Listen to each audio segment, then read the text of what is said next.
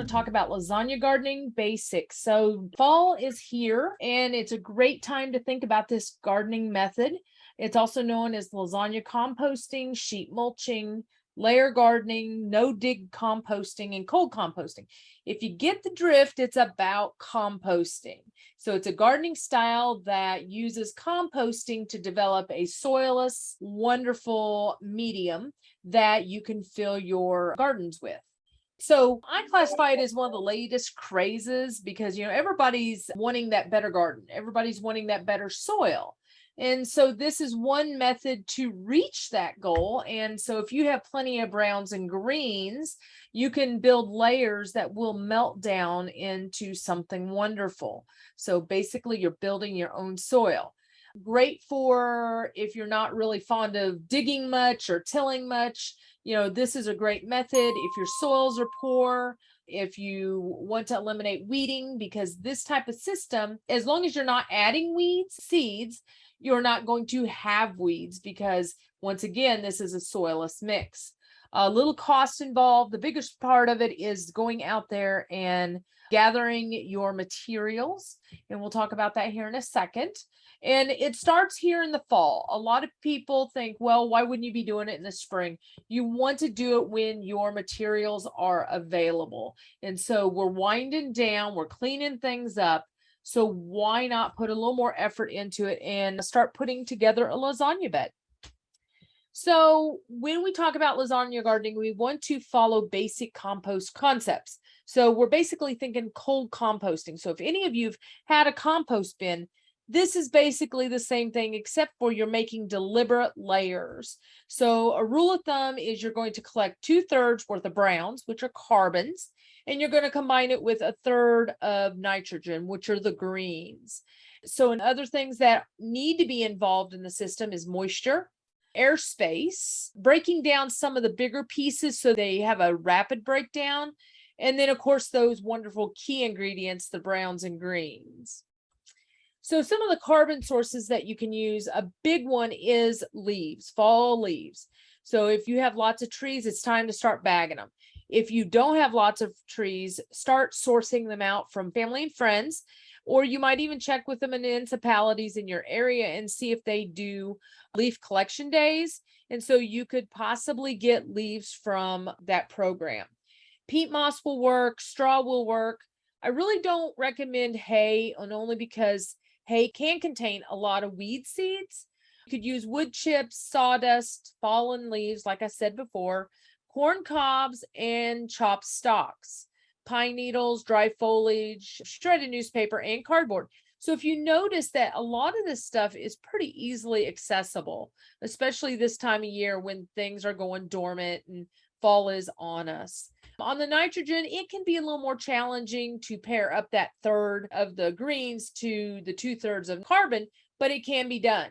So greens are things like grass clippings, kitchen scraps, manure, coffee grounds, plant cuttings, garden plants with no disease and no seed heads. You can do any of the organic materials such as blood meal, cottonseed meal, and alfalfa pellets, and that's to help the startup of breakdown.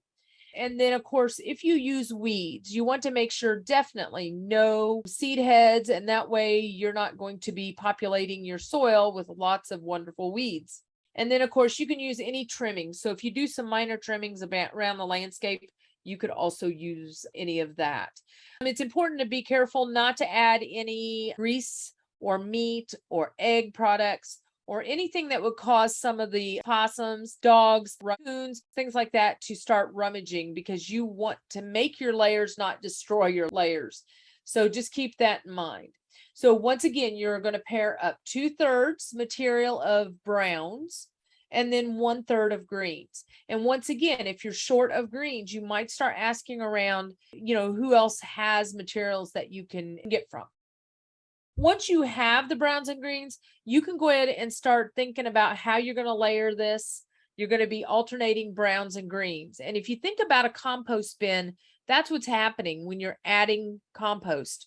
You're adding browns and greens, and that mixture is what helps with that breakdown.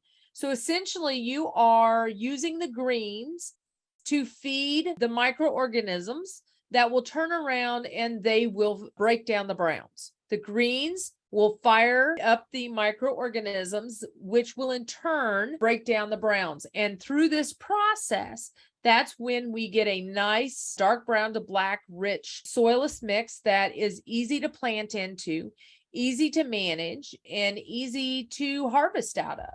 I know the gardens I have been around, all I have to do is yank on the potatoes or yank a little on the carrots and they all come up without digging. It's an amazing system. So you want to start with a brown layer and end with a brown layer, but in between you can rotate the brown and green. You can water in between if it's really dry, but you want it as wet as a wrung out sponge. You don't want it soppy wet because then it won't break down properly. Each layer should be about 1 to 2 inches deep on the greens and about 3 to 4 inches deep on the browns. Your goal is a total of 24 inches of material, and that 24 inches of material will melt down to about 6 inches in the spring. And each year you should plan to add more layers to your existing garden to continually to build up on your system. Just some tips. Stockpile your ingredients through the year. Just don't wait till the last and think, oh, this is what I'm going to do. Always have a plan and stockpile. Maintenance is always needed on these systems, so you want to continually be building the layers, and you can also continually build the layers through the year. Doesn't always just have to be in the fall. Just be careful. Don't put too much on. You can put a lot on around tomatoes, but just don't smother out your plants.